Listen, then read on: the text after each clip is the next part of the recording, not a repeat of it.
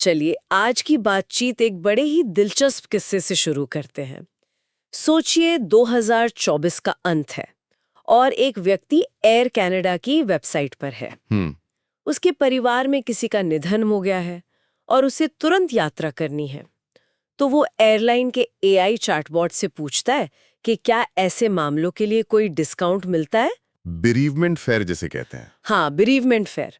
और चैटबॉट पूरे आत्मविश्वास से जवाब देता है, हाँ बिल्कुल, बस डेथ सर्टिफिकेट जमा कीजिए और आपको 90 दिनों के अंदर रिफंड मिल जाएगा। और मजे की बात ये थी कि एयर कनाडा की ऐसी कोई पॉलिसी थी ही नहीं। नहीं, चैटबॉट ने वो पूरी की पूरी पॉलिसी खुद ही बना दी थी। अरे बाप रे। हाँ।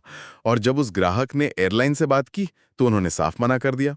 फिर मामला गया कनाडाई ट्रिब्यूनल में। अच्छा। और ट्रिब्यूनल ने एयरलाइन को आदेश दिया कि भाई चैटबॉट ने जो कहा है उसका सम्मान तो करना ही पड़ेगा। तो नतीजा ये हुआ कि एयर कनाडा को न सिर्फ पैसे देने पड़े बल्कि मीडिया में भी उनकी काफी किरकिरी हुई। बिल्कुल। और ये घटना एआई की दुनिया के एक बहुत ही अजीब और कह सकते हैं खतरनाक पहलू को सामने लाती है, जिसे हम कहते हैं एआई हैलुसिनेशन। हाँ, एआई हैलुसिनेशन। सरल भाषा में अगर समझे तो एआई का पूरे कॉन्फिडेंस के साथ ऐसी बातें कहना जो सुनने में बिल्कुल सही लगते हैं, बिल्कुल, लेकिन असल में पूरी तरह से मनगढ़ंत होती हैं। और देखिए ये सिर्फ कोई छोटी मोटी तकनीकी गड़बड़ी नहीं है। जब एआई मॉडल नकली कॉन्ट्रैक्ट बनाने लगे या गलत मेडिकल सलाह देने लगे या ऐसे नियम बता दें जो है ही नहीं, हाँ, तो इसके नतीजे बहुत गंभीर हो सकते हैं। मतलब कंपनी पर केस हो सकता है, पैसों का बड़ा नुकसान हो सकता है और ब्रांड की इमेज तो खराब होती ही है। तो इससे थोड़ा और समझते हैं, क्या इन हैलुसिनेशंस के भी अलग अलग प्रकार होते हैं? हाँ, एक बहुत अच्छा सर्वे पेपर है sirens song in the AI ocean. वो इन्हें 3 मुख्य श्रेणियों में बांटता है। ओके। पहला है इनपुट कॉन्फ्लिक्टिंग। Input conflicting. इसका मतलब है कि एआई को जो जानकारी दी गई है वो जवाब देते समय उसी से मुकर जाता है। एक मिनट, मतलब अगर मैंने उसे एक आर्टिकल दिया और कहा कि इसकी समरी लिखो, तो वो समरी में कुछ ऐसा लिख देगा जो आर्टिकल में था ही नहीं। एग्जैक्टली। जैसे मान लीजिए आर्टिकल में हीरो का नाम हिल है और एआई समरी में उसका नाम लुकस लिख दे। अरे, सुनने में छोटी बात लगती है, लेकिन ये तो भरोसे की बुनियाद पर ही हमला है ना। बिल्कुल, ये तो बहुत अजीब है।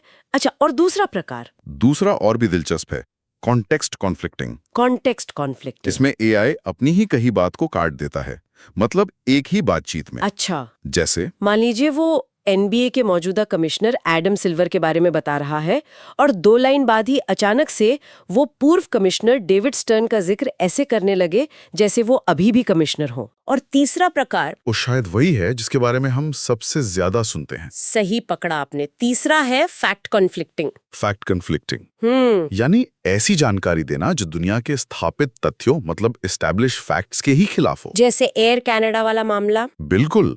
या जैसे अगर एआई कहे कि पुर्तगाल के तीसरे राजा अफोंसो द्वितीय की मां क्वीन ओराका ऑफ कैस्टिल थी, जबकि सही जवाब डल्स ऑफ बार्सिलोना है। ये एक सीधी सादी तथ्यात्मक गलती है। तो आज की हमारी पड़ताल का मिशन यही है, हम ये समझने की कोशिश करेंगे कि ये सुपर स्मार्ट एआई मॉडल आखिर ऐसी मनगढ़ंत बातें करते ही क्यों हैं, और असल दुनिया में इसके क्या चौंकाने वाले नतीजे हो रहे हैं। और सबसे जरूरी सवाल, क्या इन्हें रोकने का कोई तरीका है भी या नहीं।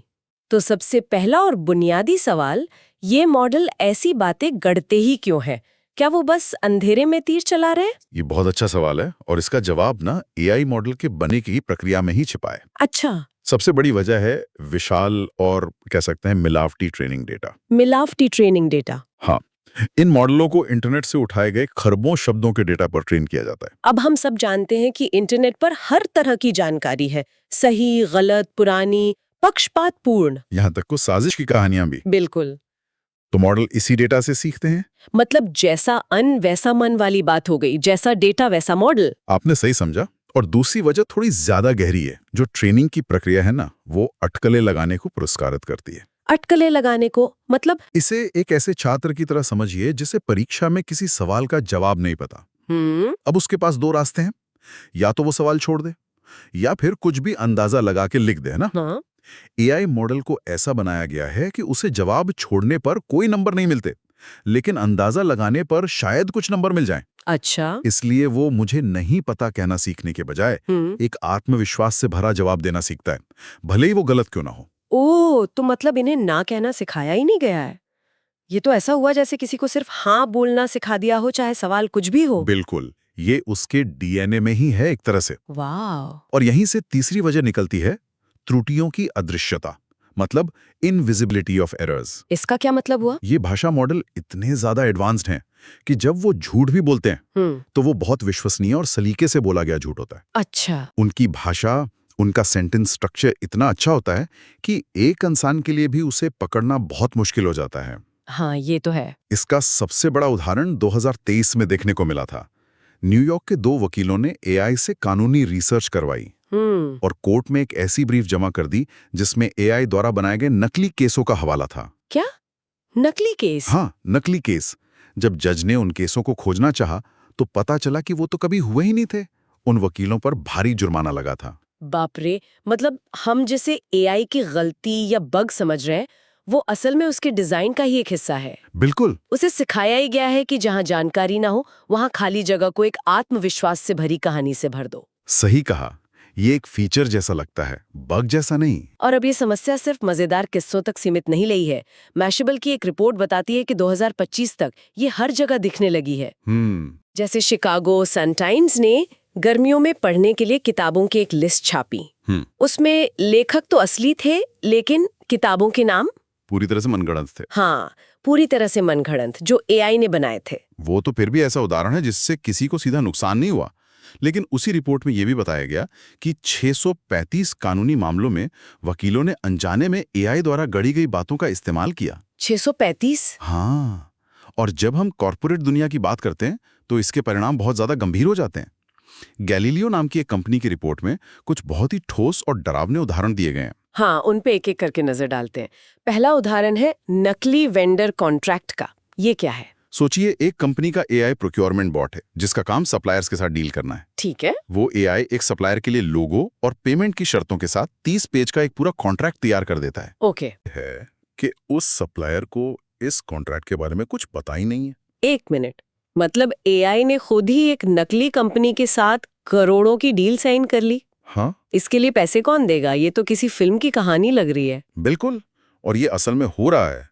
इससे सीधी सीधे कंपनी पर अनधिकृत खर्च और धोखाधड़ी की जांच का खतरा बन जाता है। बाप रे। अब दूसरा उदाहरण देखिए, मैन्युफैक्चरिंग में भूतिया पुर्जे। भूतिया पुर्जे, ये सुनने में ही अजीब है। कल्पना कीजिए कि एक फैक्ट्री का एआई शेड्यूलर जोर देकर कहता है कि कल सुबह ZX-17 टॉक प्लेट को शिप करना ही करना है।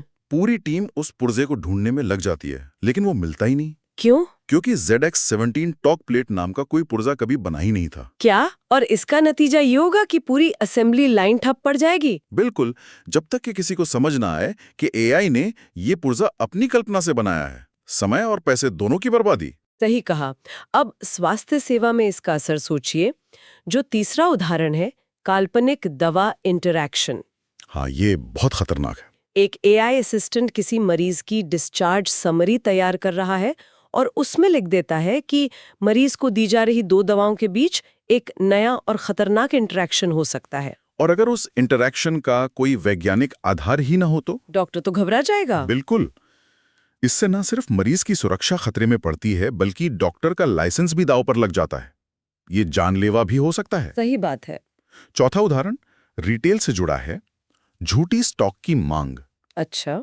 एक एआई इन्वेंट्री एजेंट अचानक से भविष्यवाणी करता है कि एक खास तरह के नीले स्वेटर की मांग आसमान छूने वाली है, जबकि वो स्वेटर पिछले 6 महीनों से बिका ही नहीं है। हाँ, और कंपनी उस भविष्यवाणी के आधार पर हजारों स्वेटर का ऑर्डर दे देगी, जो गोदाम में पड़े पड़े धूल खाएंगे। ये तो सीधा सीधा वित्तीय नुकसान है। बिल्कुल।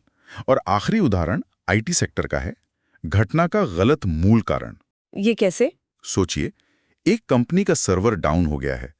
एआई सर्विस डेस्क एजेंट पूरे आत्मविश्वास से इंजीनियरों को बताता है कि समस्या नोड 42 पर करप्ट टीएलएस सर्टिफिकेट की वजह से है। ओके। इंजीनियर घंटों तक उस नोड 42 को ढूंढते रहते हैं, पर बाद में पता चलता है कि सिस्टम में नोड 42 नाम का कोई नोड है ही नहीं। अरे नहीं, इस बीच कंपनी का कितना नुकसान हो गया होगा? बहुत ज्यादा। ये तो वाकई डरावना है। ये सिर्फ गलत जानकारी नहीं है, बल्कि इससे असली दुनिया में पैसा, समय और यहाँ तक कि जानें भी दांव पर लग रही हैं। MIT मीडिया लैब की एक रिपोर्ट तो ये भी कहती है कि 95% कॉर्पोरेट एआई पहले नाकाम हो जाती हैं, जिससे कंपनियों को 30 से 40 अरब डॉलर का चूना लगता है। और इन नाकामियों के पीछे हेल्यूसिनेशन एक बहुत बड़ी वजह है। तो अब हम उस सवाल पर आते हैं जो सबके मन में होगा। क्या हम इन एआई हेल्यूसिनेशंस को रोक सकते हैं या हमें इनके साथ ही जीना सीखना होगा? नहीं, अच्छी खबर यह है कि इन्हें कम करने और संभालने के लिए एआई जीवन चक्र के हर चरण में रणनीति अपनाई जा रही हैं। अच्छा। सिरेंज सॉन्ग सर्वे पेपर में इसकी बहुत अच्छी रूपरेखा दी गई है। सबसे पहला और बुनियादी तरीका प्री ट्रेनिंग के दौरान ही शुरू हो जाता है, यानी मॉडल बनाने से भी पहले। मतलब एआई के लिए एक बेहतर परवरिश का इंतजाम करना। आप ऐसा कह सकते हैं। इसका मतलब है ट्रेनिंग डेटा को बहुत सावधानी से साफ करना, विकिपीडिया जैसे भरोसेमंद स्रोतों से मिले डेटा को प्राथमिकता देना और इंटरनेट के अविश्वसनीय या मनगढ़ंत हिस्सों को फिल्टर करके हटा देना। तो अगर मॉडल को शुरुआत में ही साफ सुथरा और तथ्यात्मक डेटा मिलेगा तो उसके बहकने की संभावना कम हो जाएगी। ठीक है, तो डेटा की गुणवत्ता सबसे जरूरी है। मान लीजिए मॉडल बन गया, उसके बाद क्या? इसके बाद आता है सुपरवाइज्ड फाइन ट्यूनिंग यानी एसएफटी का चरण। ओके। इस चरण में हम मॉडल को एक तरह से ईमानदारी का पाठ पढ़ाते हैं। ईमानदारी का पाठ, हाँ। उसकी ट्रेनिंग डेटा में खास तौर पर ऐसे उदाहरण शामिल किए जाते हैं जहां मॉडल को ये कहना सिखाया जाता है, क्षमा करें, मुझे इस बारे में जानकारी नहीं है। लेकिन क्या इससे एआई कम उपयोगी नहीं हो जाएगा? मतलब लोग तो एआई से जवाब चाहते हैं, ये सुनने के लिए नहीं कि मुझे नहीं पता। ये एक बहुत वाजिब सवाल है। शुरू में ऐसा लग सकता है, लेकिन लंबे समय में एक ऐसा एआई जो अपनी सीमाओं को जानता हो, वो उस एआई से कहीं ज्यादा भरोसेमंद होता है जो हर बात पर आत्मविश्वास से भरा झूठ बोलता हो। एक गलत जवाब देने से बेहतर है कोई जवाब ना देना, खासकर जब बात स्वास्थ्य या वित्त जैसे गंभीर मामलों की हो। बात तो सही है, भरोसेमंद होना ज्यादा जरूरी है। लेकिन सबसे ज्यादा काम तो शायद तब होता होगा जब मॉडल असल में किसी यूजर के लिए जवाब बना रहा होता है। बिल्कुल, और इसे इन्फ्रेंस का चरण कहते हैं। ये सबसे व्यवहारिक तरीका है क्योंकि ये मौजूदा मॉडलों पर भी लागू किया जा सकता है। अच्छा, इसमें क्या क्या आता है? इसमें कई तकनीकें हैं। एक बहुत लोकप्रिय तकनीक है रिट्रीवल ऑग्यूमेंटेड जनरेशन, जिसे शॉर्ट में RAG कहते हैं। RAG? ये सुनने में बहुत तकनीकी लगता है।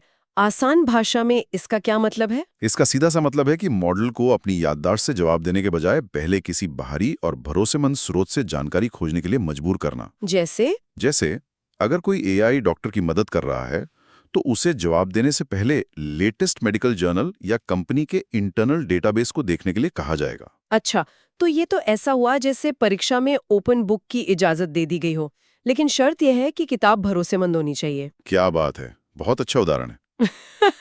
इससे अंदाजा लगाने की जरूरत ही खत्म हो जाएगी। बिल्कुल। एक और तकनीक है पोस्ट हॉक करेक्शन। ये क्या है? इसमें एआई के जवाब बनाने के बाद एक दूसरा सिस्टम या कोई इंसान उस जवाब की तथ्यों के आधार पर जांच करता है और जरूरत पड़ने पर उसे सुधारता है। मतलब एक तरह का फैक्ट चेकिंग फिल्टर जो जवाब को यूजर तक पहुंचने से पहले पकड़ लेता है। हाँ, एक एडिटर की तरह जो हर लेख को छापने से पहले जांचता है। बहुत बढ़िया। और कोई स्मार्ट तरीका है? हाँ, एक और स्मार्ट तरीका है अनिश्चितता का इस्तेमाल। इसमें हम ये मापते हैं कि मॉडल अपने दिए गए जवाब को लेके खुद कितना आत्मविश्वासी है। अच्छा, कॉन्फिडेंस स्कोर जैसा कुछ? बिल्कुल।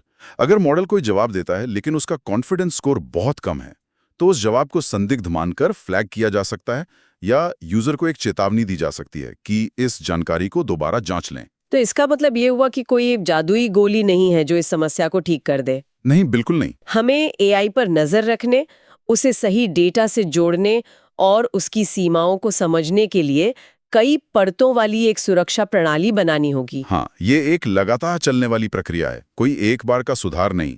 तो आज की इस गहरी पड़ताल से ये तो साफ है कि एआई हैलुसिनेशन सिर्फ मजेदार तकनीकी गड़बड़ियां नहीं है। नहीं, बिल्कुल नहीं। ये इस बात का आईना है कि एआई कैसे सीखता है, उसे किस तरह के डेटा पर बड़ा किया जाता है और उसे कैसे परखा जाता है। बिल्कुल, जैसा कि हमने चर्चा की, ये एक गहरी सांख्यिकीय समस्या है।